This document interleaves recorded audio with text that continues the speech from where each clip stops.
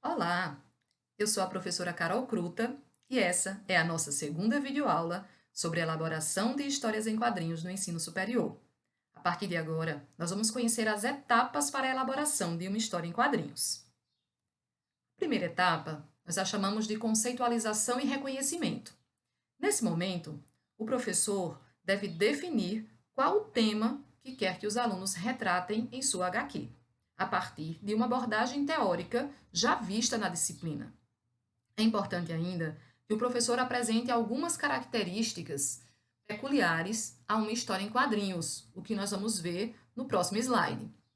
Nesse momento, ainda é possível que o professor disponibilize um tutorial para a elaboração das histórias em quadrinhos, a fim de facilitar essa construção pelos seus alunos.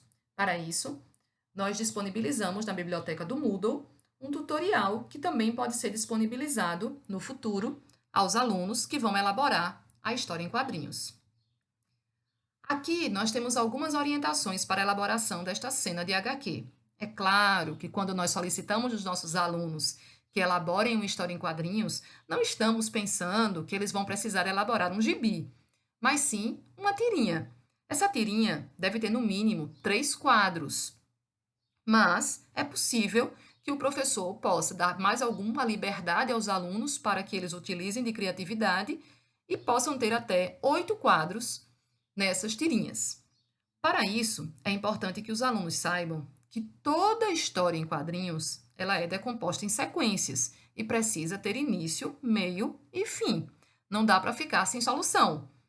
A leitura das caixas juntas, ou desses quadros juntos, ele permite que o leitor ele apreenda toda a ação realizada pelos personagens. E ainda que cada bolha, ou seja, aquele espaço onde geralmente se coloca o diálogo da cena, numa história em quadrinhos, eles têm diferentes objetivos.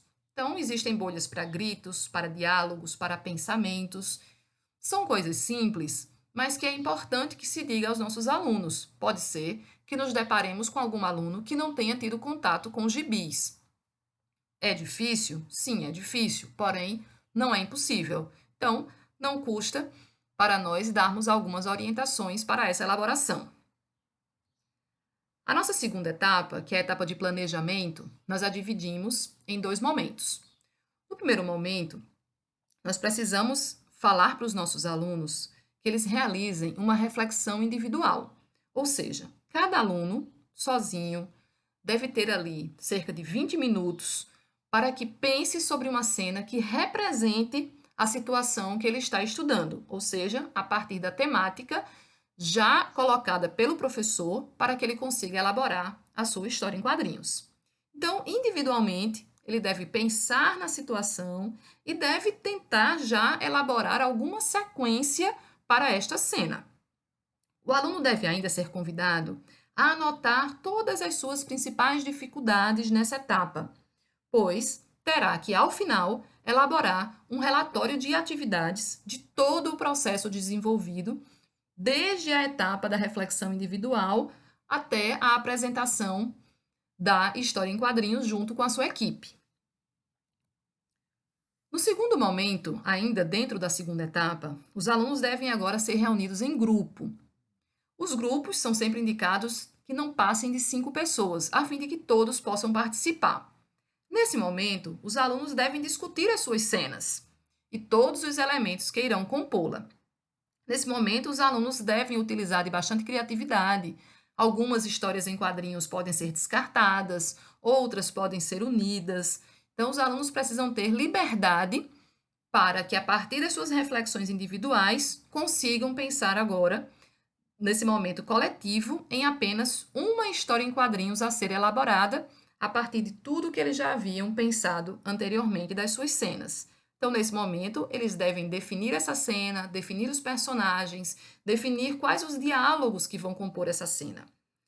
O professor deve dar para esses alunos até 50 minutos em sala de aula para que eles consigam elaborar e esboçar o seu projeto de história em quadrinhos, sabendo que os alunos precisarão utilizar de tempo fora da nossa sala de aula síncrona para que eles consigam fazer essa construção da HQ, o que vai demandar mais algum tempo, para que eles olhem o tutorial, conheçam o site e consigam fazer toda a elaboração de escolha dos personagens que estão disponíveis, como é um site gratuito. Algumas cenas que eles podem ter pensado, eles podem não encontrar nesse site, vão precisar fazer adaptações. Então, isso vai demandar mais tempo dos alunos e nós, geralmente, não temos tempo nas nossas aulas para disponibilizar para que eles façam essa construção. Então, o ideal é que eles consigam fazer essa reunião de 4 a 5 pessoas e consigam definir os aspectos gerais dessas cenas e, fora desse momento, eles consigam fazer a sua construção.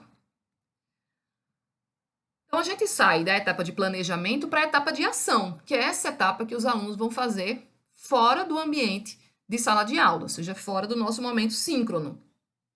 Esse site, o Make Believe Comics, é um dos sites que os nossos alunos têm utilizado mais para a elaboração das histórias em quadrinhos e o tutorial disponibilizado é exatamente para a construção das HQs neste site.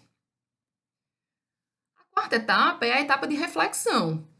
Então, os alunos, durante esse processo de construção das suas HQs, eles devem, pensar e escrever, num relatório final, a descrição de todas as cenas, quais os conceitos teóricos que eles definiram para abordar nas suas histórias em quadrinhos.